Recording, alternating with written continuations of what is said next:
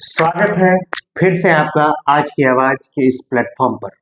दोस्तों, जैसा कि हमने पिछली परिचर्चा में बात किया था कि एसएससी एग्जाम को लेकर के जो भी अपडेट्स आते रहेंगे, हम लेकर के आपके सामने आपके प्रत्यक्ष समक्ष खड़े रहेंगे। तो आइए, क्या अपडेट हुआ है इसको जानेंगे। और इससे पहले एक बार फिर से हमारे साथ बने हुए हैं श्री निशांत जी। तो आइए, इस एसएससी एग्जाम को लेकर के क्या अपडेट है इस पर परिचर्चा करते हैं। निशांत जी, बहुत बहुत स्वागत है आपका आज की आवाज के इस चैनल पर। धन्यवाद। तो पिछली वीडियो में जैसे हम लोगों में बात हुई थी कि एसएससी जो भी एग्जाम ले रही है, जैसे भी ले रही है, वो हमने पिछले अंक में बात किया था जी, आज हम बात करने वाले हैं उसके अपडेटेशन को लेकर के।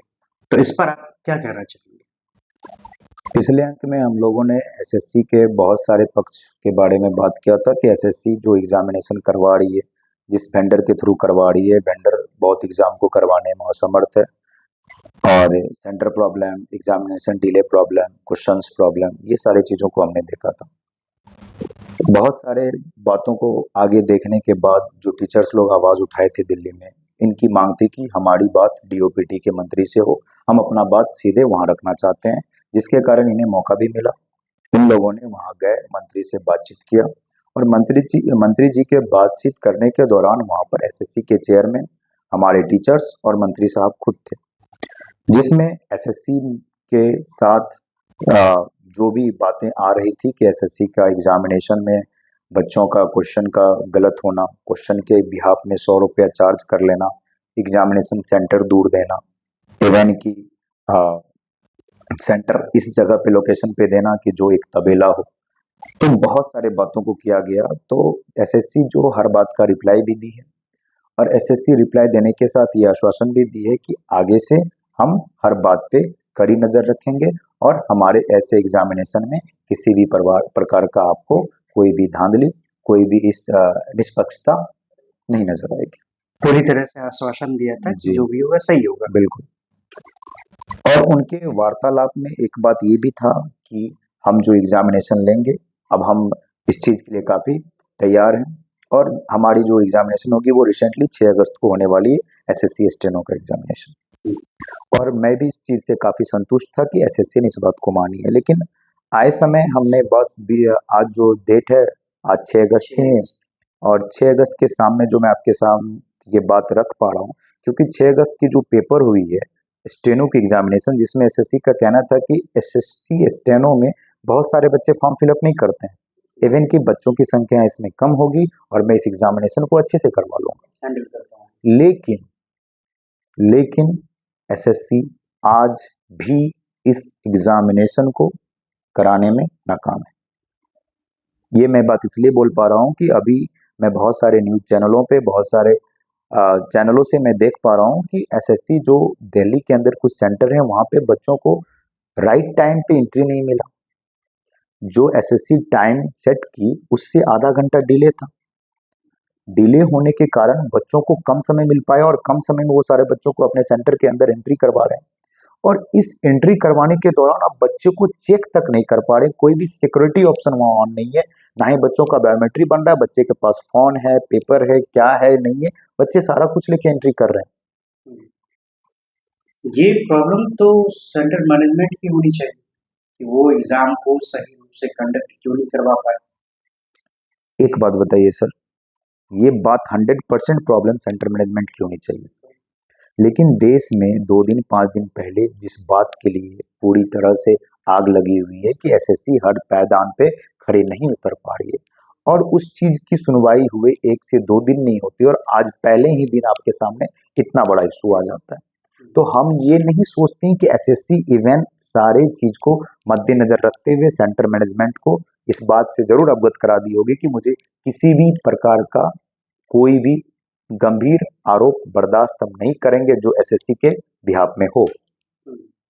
अगर हो रही है तो ये बात बिल्कुल बोले, सही बोले कि एसएससी जो एग्जामिनेशन हुई है उसमें सेंटर मैनेजमेंट का प्रॉब्लम हो सकती है, लेकिन ये जो प्रॉब्लम है उस सेंटर का ये पहली प्रॉब्लम नहीं है। इससे पहले भी एग्जामिनेशन में इसकी हरकत सामने आई और बच्चों का फीडबैक एग्जामिनेशन के बाद बहुत मस्त होता है बिल्कुल। एसएससी के अंदर मैंने बहुत सारे ऐसे एग्जामिनेशन का देखा है कि एग्जामिनेशन के लास्ट में एक फीडबैक फॉर्म दिया जाता है कि आप भरें हुँ, एग्जामिनेशन सेंटर के लिए, एग्जामिनेशन व्यवस्था के लिए, एग्जामिनेशन के हर वो प्रारूप के लिए जो इसमें सेंटर में बच्चों कैंडिडेट को एक संतुष्टि मिले। तो मैं ये देख पा रहा हूँ कि एसएससी अगर इस बात को अगर कह रही है कि स्टेनो के पेपर में कैंडिडेट कम है और मैं अच्छे से एग्जाम करा पाऊंगा और 6 अगस्त के पेपर के पहले एग्जामिनेशन दूसरे एग्जामिनेशन में पूरी तरह से फेल है, पहले शिफ्ट और दूसरे शिफ्ट में, हुँ, तो मैं आपसे इस बात का कैसे आश्वासन कर सकूं कि आने वाले समय में आप जो बोले हैं उस पर आप खड़े उतरेंगे, कि ये सिर्फ और सिर्फ आप एक सकारात्मक सोच दिखाने का काम किए हैं, करने का कुछ नहीं किए हैं, आप पहले दिन से ही फ्लॉप नजर आते आ रहे हैं। तो क्यों कैंडिडेट आप पे ट्रस्ट करे? ये जो बातें चल रही है देश के अंदर, एसएससी इसका जवाब दे। क्या ये प्रॉब्लम एक सेंटर की है या और भी कई ऐसी प्रॉब्लम देखने को सामने आ रही है?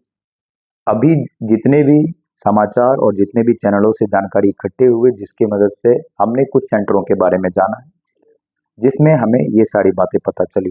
आप बात करिए कि अगर एक भी सेंटर पे ऐसी प्रॉब्लम आती है, एक भी बच्चे के साथ ऐसी प्रॉब्लम आती है, तो आप इस समस्या को किस नज़र से देखने का काम करते हैं? हुँ, क्यों आती है? हम ऐसा क्यों देखें कि भाई एक ही सेंटर, 2 ही सेंटर, व्हाई? हुँ, आप फ्यूचर को देखिए, बच्चों के एग्जामिनेशन के शेड्यूल को देखिए कि बच्चे सालों भर इंतजार कर रहे हैं। उसके साथ उसके पेरेंट्स, उसके परिवार वाले इंतजार कर रहे हैं और बच्चे को सिर्फ और सिर्फ एग्जामिनेशन सेंटर पे गेट नंबर 1 और गेट नंबर 2 के कंफ्यूजन के कारण एंट्री नहीं मिल पाता है।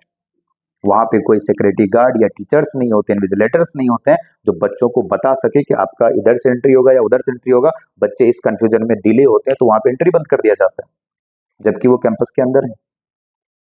ये ये प्रॉब्लम सेंटर मैनेजमेंट की हो या ये प्रॉब्लम एसएससी के थ्रू से हो या वेंडर की प्रॉब्लम हो, किसी की भी प्रॉब्लम, प्रॉब्लम बच्चों के फ्यूचर से है जो नागवार है।